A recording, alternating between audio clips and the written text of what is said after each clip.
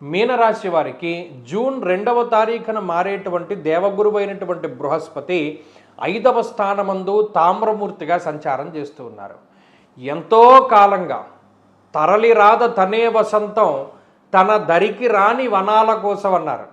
అంటే మనమే వసంతం దగ్గరికి వెళదాం అనుకున్నాం, అబ్బాయి అవ్వట్లా, శనేశ్వరుడు నెత్తి మీద కూర్చున్నాడు, రాహు 12లో ఉన్నారు, మనం వెళ్ళలేకపోయాం.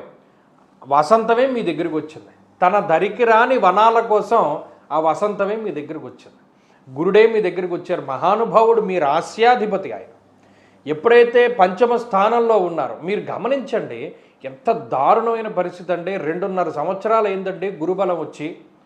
ఏలినాటి శని అనుభవించి 2.5-3 సంవత్సరాలు అవుతుందండి.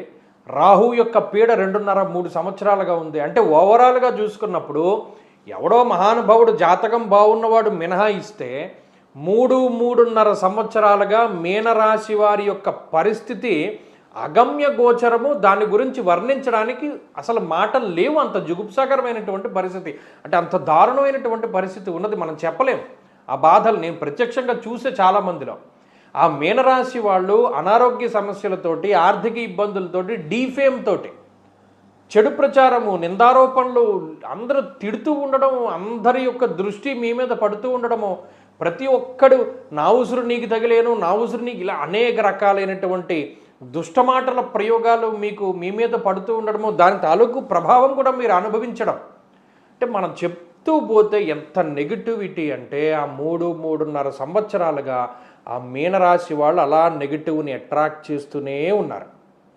మరి ఇప్పుడు వసంతం మీ దగ్గరికి వచ్చింది. అర్ధలాభం తదైశ్వర్యం స్వకర్మ రతిహర్షితం సదా స్వజన సౌఖ్యంచ. పంచమం కోణస్థానం. ఎప్పుడైతే గురుడు కోణంలోకి వెళ్ళారో ఆ గురు దృష్టి మీ రాశి మీద పడింది. పడడం చేతనే చీకట్లు సూర్యుడు వస్తే ఏ విధంగా తొలగిపోతాయో అదే మాదిరిగా మీ జీవితంలో కష్టాలు, నష్టాలు, ఇబ్బందులు, సమస్యలు, అనారోగ్యాలు, అప్పులు, ఆర్థిక ఇబ్బందులు, ప్రాణాపాయ పరిస్థితులు అన్నీ తుడిచిపెట్టుకుపోతాయి. అంతా గురుబలం అంత పాజిటివ్ ఎనర్జీ ఇస్తుంది. ఎంతంటే అర్ధలాభం, ముఖ్యంగా డబ్బు. మొదట సంపదని ఆకర్షిస్తాడు.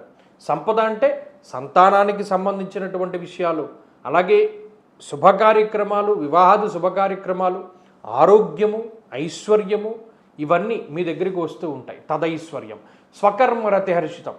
చేసే పని నచ్చదు, నచ్చిన పని చేయలేము. గతంలో ఆ రకమైన పరిస్థితి ఉంటే ఏది తలుచుకుంటే అది చేయగలిగేటువంటి శక్తి సామర్థ్యాలను ఇస్తాడు.